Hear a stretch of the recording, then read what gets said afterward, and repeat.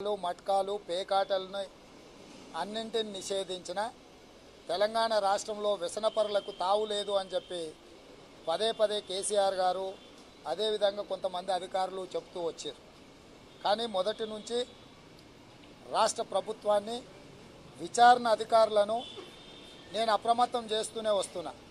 గల్లీ గల్లీలో గంజాయి గుప్పుమంటుంది. అదేవిధంగా ఉన్నత వర్గాలు అనుకునే వాళ్ళు కళాశాలలలో డ్రగ్స్ అమ్మకాలు జరుగుతున్నాయి. ఈ డ్రగ్స్ మహమ్మారి కళాశాలల నుంచి పాఠశాలలకు విస్తరించింది. దీని మీద తక్షణమే కఠినమైన చర్యలు తీసుకోకపోతే మరో పంజాబ్గా తెలంగాణ రాష్ట్రం మారుతుందని చెప్పి నేను రాష్ట్ర ప్రభుత్వాన్ని హెచ్చరించిన. ఆ సందర్భంలో ప్రభుత్వంలో ఉన్న పెద్దలు, ముఖ్యంగా కేటీఆర్, బాల్క సుమన్ లాంటి వాళ్ళు హైదరాబాద్ బ్రాండ్ ఇమేజ్ దెబ్బతీస్తున్నారు, తెలంగాణ యొక్క ప్రతిష్టను దెబ్బతీయడానికి కుట్ర చేస్తున్నారని చాలా సందర్భాలలో మాట్లాడారు. అయినా ప్రభుత్వము రాజకీయంగా తప్పించుకునే ప్రయత్నం చేస్తుంది తప్ప ప్రభుత్వం వాస్తవాలను కప్పిపుచ్చుతుంది అని మేము చెప్పినాం. కానీ సింగరేణి కాలనీలో జరిగిన 6 సంవత్సరాల బాలికను రేప్ చేసి హత్య చేసిన సందర్భంలో ముద్దాయి గంజాయి తీసుకున్నాడని ప్రభుత్వం ఏం చెప్పింది. చాలా సందర్భాలలో మహిళల మీద జరిగిన దాడులలో పాల్గొన్న వాళ్ళు గంజాయి మత్తులో దాడులు చేసిండ్రు అని చెప్పి ప్రభుత్వం చెప్పింది. అదేవిధంగా ఇవాళ ధూల్పేట ప్రాంతంలో గతంలో గుడంబ కాసుకొని అమ్ముకునేవాళ్ళు. మేము గుడంబను నిషేధించినామని చెప్పి ఆ ప్రాంతంలో ఉన్న ప్రజల్ని గుడంబ కాసే విధానాన్ని దాడులు చేసి ఎక్సైజ్ వాళ్ళు కేసులు పెట్టినామన్నారు. కానీ ఆ ప్రాంతానికి సంబంధించిన శాసనసభ్యుడు కానీ మీరు గుడంబ నిషేధించి గుడంబాను అమ్మకుట చేసిన తర్వాత వాళ్ళకు ప్రత్యామ్నాయంగా ఎలాంటి వృత్తి కల్పించలేదు, ఆదాయ వనరు కల్పించలేదు, ఇవాళ వాళ్ళు గంజాయి అమ్ముకొని బతికే పరిస్థితి వచ్చిందని చెప్పి ఆ ప్రాంతంలో జరిగిన దాడులలో తెలిసింది. ఇదే కాకుండా హైదరాబాదు నగరంలో పాఠశాలల నుంచి మొదలు పెడితే కళాశాలల వరకు గంజాయి అందుబాటులోకి వచ్చింది. Jubilee hills, Banjara hills, Kavuri hills, Madhapur వరకు హైటెక్ సిటీ చుట్టుముట్టు ప్రాంతాలలో గతంలో కాంగ్రెస్ ఉన్నప్పుడు 4 పబ్బులు ఉండేవి. ఇవాళ కేసీఆర్ గారు ముఖ్యమంత్రి అయిన తర్వాత 90 పబ్బులకు అనుమతులు ఇచ్చిండు. జూబ్లీ హిల్స్ ప్రాంతంలో రాత్రిపూట 9 గంటల తర్వాత ఇంట్లో నుంచి బయటకు వెళ్ళాలంటే మాలాంటి వాళ్ళని కూడా భయపడే పరిస్థితి వచ్చింది. ఇవాళ ఆ ప్రాంతంలో నిర్వహిస్తున్న పబ్బులల్లా విచ్చలవిడిగా గంజాయి అమ్మకాలు, డ్రగ్స్ అమ్మకాలు జరుగుతున్నాయని మేము ఆరోపణ చేయడం కాదు, విచారణ సంస్థలు దాడులు చేసి పట్టుకున్నారు. 2017 సంవత్సరంలో ఇలాంటి దాడులలోనే చాలామంది ప్రముఖుల పేర్లు వచ్చినాయి. చాలా తీవ్రమైన ఆరోపణలు వచ్చినప్పుడు రాష్ట్ర ప్రభుత్వం ఎక్సైజ్ శాఖ ఆధ్వర్యంలో ఒక స్పెషల్ ఇన్వెస్టిగేషన్ టీంని ఏర్పాటు చేశారు. దానికి అకున్ సబర్వాల్ అని ఐపీఎస్ అధికారిని నియమించారు. విచారణ జరుగుతున్న సందర్భంలో అర్ధాంతరంగా అకున్ సబర్వాల్ని బదిలీ చేశారు. అసలు ఇప్పుడు ఆ అధికారి ఎక్కడున్నాడో కూడా ఎవరికి తెలియదు. అసలు ఆ అధికారి ఏం ఉద్యోగం చేస్తుండ్రు, ఎక్కడికి బదిలీ చేసిండ్రో తెలియదు. ఆ సందర్భంగా 12 ఎఫ్ఐఆర్లు చేశారు. కొంతమంది సినీ ప్రముఖులను పిలిచారు, కొంతమంది వ్యాపార ప్రముఖులను పిలిచిండ్రు. ఆ కేసును పూర్తిగా తొక్కిపెట్టేసిండ్రు. ఆ కేసు కనుమరుగైపోయింది. ఆ రోజే రాష్ట్ర ప్రభుత్వం యొక్క వ్యవహార శైలి మీద, రాష్ట్ర ప్రభుత్వంలో ఉన్న పెద్దల యొక్క ప్రత్యక్ష పరోక్ష పాత్ర మీద మేము అనుమానాలు వ్యక్తం చేయడం జరిగింది, ఆరోపణలు చేయడం జరిగింది. మా ఆరోపణలను నిజం చేసుకుంటూ ఆ కేసును మొత్తం బలహీనపరిచిండ్రు. దాంతో 2017లో నేను అన్ని విచారణ సంస్థలకు, ప్రధానమంత్రికి, హోంమంత్రికి, సిబిఐకి, డిఆర్ఐకి, ఈడీకి, అదేవిధంగా నార్కోటిక్ డ్రగ్స్ డిపార్ట్మెంట్కి, అన్ని డిపార్ట్మెంట్లకు నేను ఫిర్యాదు చేసినా కూడా ఆ విచారణ సంస్థలు విచారణ చేయడానికి ముందుకు రాకపోవడంతో తెలంగాణ హైకోర్టుకును నేను వెళ్ళి పబ్లిక్ ఇంట్రెస్ట్ లిటిగేషన్ ఫైల్ చేసిన. ప్రజా ప్రయోజన వాద్యంలో ఈ అన్ని డిపార్ట్మెంట్లను, ఈడీని, సిబిఐని, డిఆర్ఐని, నార్కోటిక్స్ డ్రగ్స్ డిపార్ట్మెంటును, ఎక్సైజ్ డిపార్ట్మెంటును, హోమ్ డిపార్ట్మెంటును, వీళ్ళందరినీ కూడా ప్రత్యక్షంగా పాత్రధారులను చేసి వీళ్ళు విచారణ చేయకపోవడం వల్ల తెలంగాణ రాష్ట్రాన్ని, యువతను డ్రగ్స్ మహమ్మారి పట్టి పీడిస్తుంది. డ్రగ్స్ వ్యాపారస్తులు విచ్చలవిడిగా వ్యవహరిస్తున్నారు. నైజీరియా లాంటి దేశాల నుంచి వచ్చిన వాళ్ళు ఈ హైదరాబాద్ నగరాన్ని మొత్తం డ్రగ్స్కు ఒక కేంద్రంగా మార్చిండ్రు, దీని మీద చర్యలు తీసుకోవాలని చెప్పి నేను హైకోర్టులో ప్రజా ప్రయోజన వ్యాజ్యం వేయడం జరిగింది. ఆ విచారణ సందర్భంగా అన్ని డిపార్ట్మెంట్లకు హైకోర్టు నోటీసులు ఇచ్చింది. అన్ని డిపార్ట్మెంట్స్ వచ్చి కౌంటర్స్ ఫైల్ చేసింది. రాష్ట్ర ప్రభుత్వము మేము విచారణ చేస్తున్నాం, మాకు ఏ విచారణ సంస్థల సహకారం అక్కర్లేదు. అదేవిధంగా ఈడీ వాళ్ళు వచ్చి మేము విచారణ చేయడానికి సిద్ధంగా ఉన్నాం, కానీ రాష్ట్ర ప్రభుత్వం మాకు సమాచారం ఇస్తలేదు, మాకు సహకరిస్తలేదని హైకోర్టుకు వచ్చి ఈడీ సంస్థ చెప్పింది. ఆ తర్వాత రాష్ట్ర ప్రభుత్వాన్ని సమాచారం ఇవ్వమని అడిగితే కూడా రాష్ట్ర ప్రభుత్వం ఎలాంటి సమాచారం ఇవ్వలేదు. చివరికి ఈడీకి సంబంధించిన జాయింట్ డైరెక్టర్ను ప్రత్యక్షంగా హైకోర్టు పిలిపించి మాట్లాడితే స్పష్టంగా ఈడీ డైరెక్టర్ గారు చెప్పారు, రాష్ట్ర ప్రభుత్వం మా విచారణను వ్యతిరేకిస్తుంది. రాష్ట్ర ప్రభుత్వం స్పెషల్ ఇన్వెస్టిగేట్ టీం సేకరించిన సమాచారాన్ని మాకు ఏమీ ఇవ్వడం లేదు. వాళ్ళు కేవలం వాళ్ళు విచారణ చేసిన వాళ్ళు కట్టిన ఎఫ్ఐఆర్ కాపీలు జిరాక్సులు ఇచ్చి ఒరిజినల్స్ కోర్టులో ఉన్నాయని మమ్మల్ని సహకరించడానికి నిరాకరిస్తున్నారని స్పష్టంగా హైకోర్టు ప్రధాన న్యాయమూర్తికి డిపార్ట్మెంట్ చెప్పడం జరిగింది. అప్పుడు మేము అన్నాం, మా న్యాయవాది మా తరఫున వాదించాడు, ఈ ఎక్సైజ్ శాఖ అరెస్టు చేసిన ముద్దాయిల దగ్గర సేకరించిన మొబైల్ ఫోన్లు, కంప్యూటర్లు, టెక్నికల్ డిజిటల్ డాటా మొత్తము ఎక్సైజ్ డిపార్ట్మెంట్ దగ్గర ఉంది. ఈ పేపర్ల మీద వీళ్ళు విచారణ చేసి స్టేట్మెంట్లనే కాకుండా ముద్దాయిలను పిలిచి వాళ్ళ దగ్గర శాంపిల్స్ ఏవైతే సేకరించిండ్రో వాటికి సంబంధించిన ల్యాబ్ రిపోర్ట్లతో పాటు ఎవరెవరి మీద అయితే ఆరోపణలు వచ్చి వాళ్ళ దగ్గర సేకరించిన మొబైల్ ఫోన్లు, కంప్యూటర్లు, ల్యాప్టాప్లు వీటన్నిటిని కూడా ఈడీకి ఇస్తే అందులో ఎవరెవరితోని వాళ్ళు సమాచారం పంచుకున్నారు, ఎవరెవరికి సరఫరా చేసిండ్రు, ఇందులో వినియోగదారులు, సరఫరాదారులకు ఇతర దేశాల నుంచి రవాణా చేసిన వాళ్ళు 3 రకాల ముద్దాయిలు ఉన్నారని నేను ఇప్పుడు డిపార్ట్మెంట్కి చెప్పడం జరిగింది. ఒకటి కొకైన్ కానీ హెరాయిన్ కానీ డ్రగ్స్ను వినియోగించేవాళ్ళు, అంటే వీళ్ళు మాదక ద్రవ్యాల బానిసలు. 2 వీళ్ళకి అమ్మేవాళ్ళు, అంటే వ్యాపారం చేసేవాళ్ళు. ఈ రాష్ట్రంలో ఉండి అమ్మే వాళ్లకు డ్రగ్స్ ఏవి కూడా ఈ రాష్ట్రంలో ఉత్పత్తి కావు, ఇతర రాష్ట్రాల నుంచి రవాణా అవుతుంది, ఇతర రాష్ట్రాలకు ఇతర దేశాల నుంచి రవాణా అవుతుంది. కాబట్టి ఇది అంతర్జాతీయ నేరం. ఇతర దేశాలలో ఉత్పత్తి అయిన కొకేన్, హెరాయిన్ లాంటి అత్యంత ప్రమాదకరమైన డ్రగ్స్ను ఇతర రాష్ట్రాలకు, గోవా, ముంబై లాంటి రాష్ట్రాలకు తెచ్చి ఆ రాష్ట్రాల నుంచి మనకు రోడ్డు మీద హైదరాబాద్కు తీసుకొస్తున్నారు. మొన్నటికి మొన్న మీరు గుజరాత్లో చూసారు, గుజరాత్ పోర్టులో వేల కోట్ల రూపాయల కొకైన్ దొరికింది, ముంబై పోర్టులో దొరికింది. రకరకాల పోర్టులలో ఇతర దేశాల నుంచి డ్రగ్స్ 100 క్వింటాళ్ళు తీసుకొచ్చి వాటిని అక్కడ విడగొట్టి వివిధ రాష్ట్రాలకు పంపిస్తున్నారు.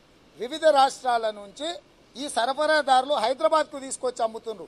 ఇది మొత్తం ఆర్గనైజ్డ్ క్రైమ్, అంటే వ్యవస్థీకృత నేరానికి పాల్పడుతున్న వ్యక్తులు, వ్యవస్థలు, వాళ్ళకి సహకరిస్తున్న రాష్ట్ర ప్రభుత్వంలో ఉన్న పెద్దలు, వీళ్ళందరూ కలిసి ఒక ముఠాగా మారినరు, ఒక మాఫియాగా మారినరు. కాబట్టి దీని మీద కేంద్ర ప్రభుత్వ పరిధిలో స్వతంత్రంగా విచారణ చేస్తున్న సంస్థలు విచారణ చేయాలని చెప్పి కోర్టు నుంచి నేను జడ్జిమెంట్ తీసుకొచ్చిన. ఈడీకి డైరెక్షన్ ఇచ్చిండ్రు, రాష్ట్ర ప్రభుత్వానికి డైరెక్షన్ ఇచ్చారు. ఇప్పుడు నేను అడిగితే దాదాపుగా నెల రోజులు పైన అయిపోయింది జడ్జిమెంట్ ఇచ్చి, డైరెక్షన్ ఇచ్చి. స్పెసిఫిక్ డైరెక్షన్ ఇచ్చిండ్రు రాష్ట్ర ప్రభుత్వానికి, ఇమ్మీడియట్గా మీరు పేపర్ల సమాచారం విచారణ సందర్భంగా మీరు సేకరించిన, మీరు నమోదు చేసిన ఎఫ్ఐఆర్లు పేపర్లే కాదు, వాళ్ళ నుంచి సేకరించిన మొబైల్ కానీ, కంప్యూటర్లు కానీ, ల్యాప్టాప్లు కానీ, ఇతర డిజిటల్ డాటా మొత్తం ఈడీకి ఏమన్నారు, ఈ రోజు వరకు ఇవ్వలేదు. ఇప్పుడు అందుకే నేను వారి ఎవరైతే విచారణ అధికారులు వారితోనే మాట్లాడినా, ఇంతవరకు ఇవ్వకపోతే మీరు ఏం చేస్తున్నారు, మీరు ఎందుకు తిరిగి కోర్టుకు ఫిర్యాదు చేయలేదు? కోర్టు ఆ రోజు చెప్పింది, ఒకవేళ రాష్ట్ర ప్రభుత్వం విచారణకు సహకరించకపోయినా, సమాచారాన్ని మీకు అందించకపోయినా మీరు మళ్ళీ కోర్టుకు వచ్చి చెప్పండి, రాష్ట్ర ప్రభుత్వానికి సరైన గుణపాఠం చెప్తామని న్యాయమూర్తి గారు చెప్పిండ్రు. కోర్టు ఆదేశించిన ఈ సమాచారాన్ని తొక్కిపెట్టి ఇంకొక విచారణ సంస్థకు ఈ సమాచారాన్ని పంచుకోవడానికి రాష్ట్ర ప్రభుత్వానికి ఉన్న అభ్యంతరం ఏందని నేను అడుగుతున్నా.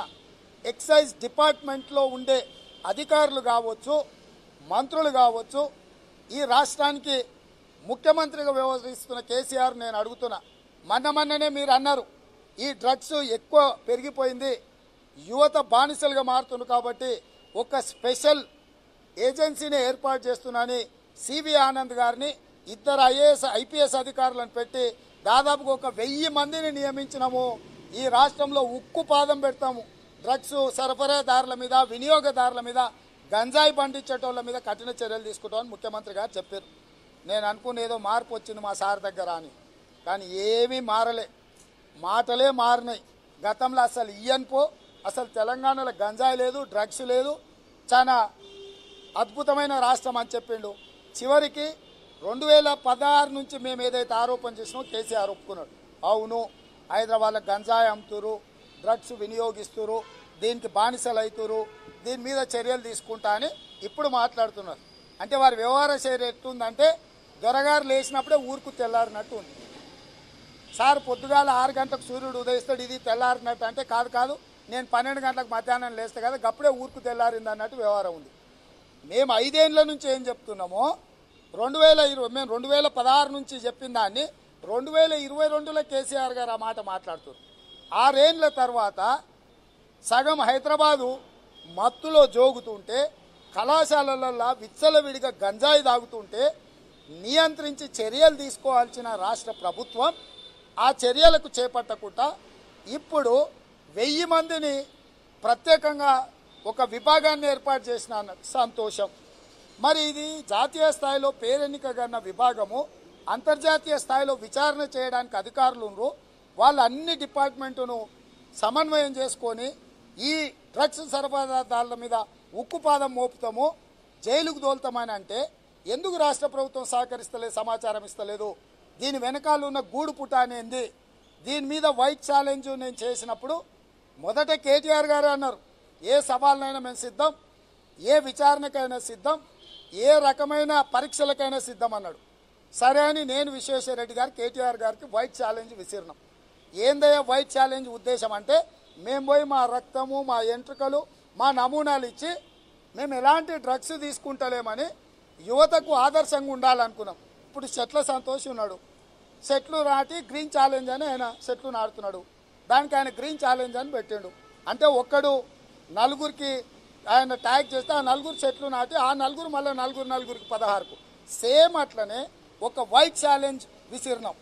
నేను ఇంకొక 2కి ట్యాగ్ చేస్తా, నేను పరీక్ష చేయించుకొని ఇంకో 2కి చేస్తా, ఆ 2 పరీక్ష చేయించుకొని ఇంకో 2కి చేస్తే ఇట్లా తెలంగాణలో ఉండే యువత మొత్తం మేము డ్రగ్స్ తీసుకుంటలేము అని చెప్పి రక్త నమూనాలు, వెంట్రుక నమూనాలు అన్నిచ్చి మనం పరిశుద్ధంగా ఉన్నాం, మేము ఏమాత్రం ఇలాంటి వాటికి బానిస కాలేదని ఆదర్శంగా నిలబడదామని నేను మొదట ఛాలెంజ్ విసిరి నేను 2కి ట్యాగ్ చేసిన. 1 విశ్వేశ్వరరెడ్డి, 2 కల్వసుంట రామారావుకి చేసిన.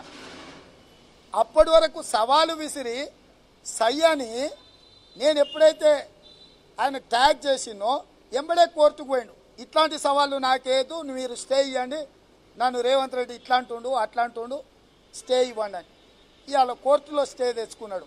కాబట్టి నేను ఎలాంటి మాటలు మాట్లాడకూడదని కోర్టు అన్నది, కాబట్టి నేను ఏం మాట్లాడతలేని విషయం గురించి. కోర్టు ఆదేశాలను నేను పాటించాలి కదా. కేటీఆర్ గారు కోర్టుకు పోయినరు, కోర్టులో పోయి ఆదేశం తెచ్చిన, అందుకే నేను ఆ విషయాల జోలికి వెళ్ళదలుచుకోలే. కానీ ఇప్పుడు నేనేమంటున్నంటే రాష్ట్ర ప్రభుత్వము ఈ డ్రగ్స్కు సంబంధించిన సందర్భంలో ఏదైతే అరెస్టు చేసినప్పుడు సేకరించిన మొబైల్ ఫోన్లు, కంప్యూటర్లు, ల్యాప్టాప్లు, ఇతర డిజిటల్ సమాచారాన్ని ఈడీకి ఎందుకు ఇస్తలేరు? ఈ ఒక్క అనుమానాన్ని కేసీఆర్ గారు నివృత్తి చేయాలి తెలంగాణ సమాజానికి. నేను ఎవ్వరి మీద ఆరోపణలు చేస్తలేను, నేను ప్రశ్నిస్తున్న రాష్ట్ర ప్రభుత్వాన్ని. మీరు ఏర్పాటు చేసిన స్పెషల్ ఇన్వెస్టిగేటింగ్ టీమ్ సేకరించిన డిజిటల్ ఇన్ఫర్మేషన్ని ఎన్ఫోర్స్మెంట్ డైరెక్టరేట్కు మీరు ఎందుకు ఇస్తలేరు? మీకున్న బాధ ఏంది, అభ్యంతరం ఏంది, మీ భయం ఏంది, మీ భయానికి గల కారణాలు ఏంటివి? ఎవరి గుట్టు రట్టయితున్నదని మీరు అనుకుంటున్నారు? ఎవరిని కాపాడడానికి సమాచారాన్ని మీరు తొక్కి పెడుతున్నారు? కాబట్టే ఈరోజు ఆ జడ్జిమెంట్కు సంబంధించిన సమాచారం ఇదే కాకుండా 2017కు సంబంధించిన దాని మీద కేసు వేసిన, కానీ ఈ లోపల మళ్ళీ చాలా కేసులు అయినాయి. మొన్న జనవరి 2022 రోజు టోనీ అని ఒక పెద్ద డ్రగ్ లార్డ్ని పట్టుకున్నామన్నారు. సో ఆ సమాచారం కూడా డిజిటల్ డాటా తెప్పియాలని చెప్పిన. ఎందుకంటే 2017 నుంచి 2022 వరకు కోర్టు డైరెక్షన్ ఇచ్చే వరకు ఏవైతే కేసులు జరిగినాయో అన్ని కేసులకు సంబంధించిన డిజిటల్ డాటా ఈడీని సేకరించాలని ఈరోజు నేను రిప్రజెంటేషన్ ఇచ్చిన. ఈ రిప్రజెంటేషన్ మీద ఈడీ చర్యలు తీసుకుంటే మంచిది, లేకపోతే మళ్ళీ కోర్టు తలుపు తట్టాల్సిన తప్పని పరిస్థితి నాకున్నది. కాబట్టి నా ఉద్దేశం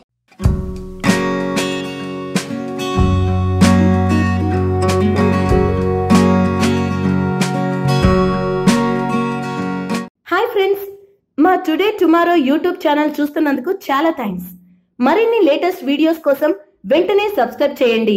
అలాగే ఈ బెల్ ని కూడా రింగ్ చేసేయండి. మా నోటిఫికేషన్స్ అన్ని మీ మొబైల్లో వస్తాయి. అలాగే మా వీడియోస్ మీకు నచ్చితే లైక్ చేయండి, షేర్ చేయండి, నచ్చకపోతే కామెంట్ చేయండి.